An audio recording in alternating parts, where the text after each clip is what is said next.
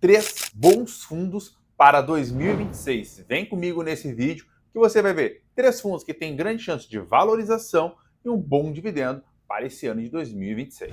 Bom, lembrar antes de mais nada, tá pessoal, que isso não é recomendação de compra, mas é muito mais um olhar ali para o cenário de juros que nós vamos ter de redução olhando para 2026 e ao mesmo tempo como que esses ativos flutuam dentro de um cenário de juros em queda. Então vou trazer 3 fundos imobiliários que têm boas perspectivas e são fundos que estão em setores diferentes, então isso é muito legal para você dar uma olhada no teu portfólio. Bom, eu vou começar aqui pelo Canip. Quando a gente olha aqui para o cenário de juros, dá uma olhadinha aqui quando foi 2021. A expectativa de juros começou a subir e automaticamente o fundo veio para baixo. Isso por quê? Por mais que a inflação tivesse elevada naquele momento, o Canip ele tinha muitos fundos de crédito privado atrelados à inflação. E automaticamente quando o juro sobe, a taxa de IPCA mais sobe também. Então o fundo teve um deságio ali e automaticamente ele veio em queda. Quando nós tivemos o ano de 2023, uma queda de juros aqui no Brasil, o fundo teve uma leve valorização. Não foi tão expressiva ainda, mas sim, teve uma valorização. E quando a gente olha já para 2024 e cenário começo de 2025, quando a Selic novamente subiu, foi para 15%, novamente o fundo imobiliário veio para baixo e isso impactou bastante ali todos os cotistas. E o que acontece agora, tá, pessoal? Quando a gente olha um pouquinho mais da carteira, a gente vê o seguinte, que hoje o fundo, para quem está comprando nessa taxa, nesse preço atual, está comprando IPCA mais 10,56. Então está comprando uma baita taxa, um baita desconto. Isso é muito bom. Se você tem hoje IPCA mais 10,56 já isento de imposto e esses juros vem para baixo, você praticamente vai ter o CDI só dentro do próprio IPCA+.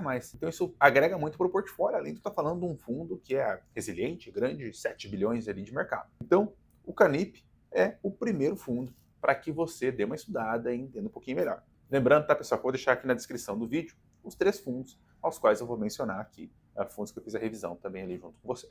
O segundo fundo é o Tegar, fundo da TG Core. Por quê, pessoal? Dá uma olhada comigo novamente aqui no gráfico de Selic e automaticamente no gráfico do próprio ativo. Quando nós olhamos aqui e vemos o cenário de alta de juros que foi ali em 2022, o fundo já havia sido penalizado. Quando ele teve uma leve queda de juros, então a linha verde ali novamente caindo, o fundo deu uma valorização. Então ele subiu um pouco a cotação ali devido a essa questão da queda de juros. E quando foi agora, no final do ano de 2024, o fundo teve uma depreciação muito grande com a alta de juros para 15%. Isso porque ele trata muito fortemente os ativos atrelados à inflação, mas no desenvolvimento desses ativos. Então são vendas de imóveis. Então o cenário um pouco mais detrator ali para novos créditos, para aspectos gerais de venda de imóvel, jogou todo o fundo para baixo. A correção foi muito intensa. Hoje nós estamos com o juro a 15% e o fundo ainda não subiu. Então é uma tendência muito boa do fundo ter uma valorização além dos dividendos no próximo ano. Então isso é bem legal. Antes de eu continuar aqui com o vídeo, se você quer ter uma carteira boa e blindada, sem tanta volatilidade, me chama aqui pelo telefone abaixo ou pelo QR Code que está aqui no canto. Quero bater um papo com você para entender o seu portfólio e ajudar nessa complemento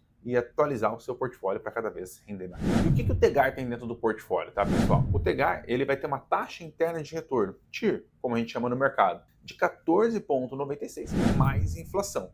Isso no portfólio de desenvolvimento. Aí tem uma partezinha que é crédito também, mas eu vou avaliar nesse momento apenas o desenvolvimento, que é onde é o core, né, o centro do negócio do TG Core. Então, esse 14,96 mais inflação é uma taxa muito elevada, muito bom. E para desenvolvimento de imóvel. Então isso agrega bastante para o portfólio. Se a gente vai ter ano que vem um juros a 12%, talvez 2027 uma queda para 10%, então você vai ter IPCA mais 14,96, agrega muito para o portfólio.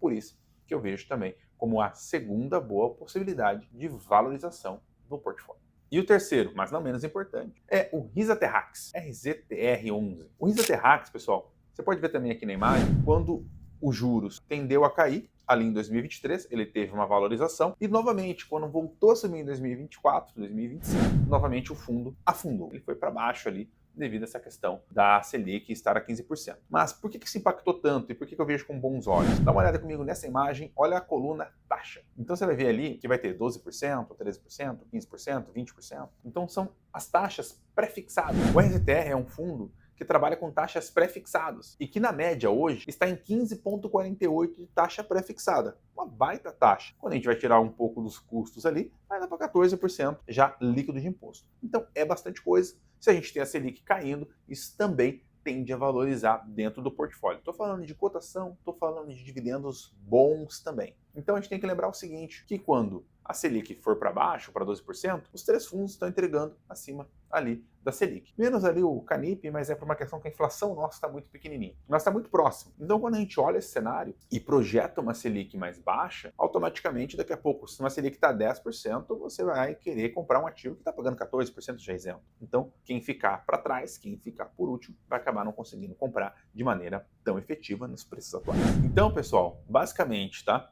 Eu trouxe aqui três fundos de alta qualidade, fundos com mais de bilhão dentro do portfólio, né? 7 bilhões, 2 bilhões e 2 bilhões. Então isso é bem importante porque são fundos grandes, são fundos ali que têm uma volatilidade menor do que os fundos menores e automaticamente também são fundos que já existem há um bom tempo no mercado. Então acho que esse é o ponto principal, é a característica principal. Então acho muito legal você estudar esses três fundos, entender se faz sentido para o teu portfólio e pode me chama aqui embaixo, a gente vai bater um papo e tudo mais, que daí é legal da gente poder entender um pouquinho mais como é que você vai alocar nesse ano de 2026. E deixe seu comentário também, acho que é bem legal para você discordar, para você concordar, ver se está legal ali essas três sugestões. E não se esqueça, se inscreva no canal, ative o sininho e deixe seu comentário ali para a gente bater um papo um pouquinho mais. Um grande abraço, valeu!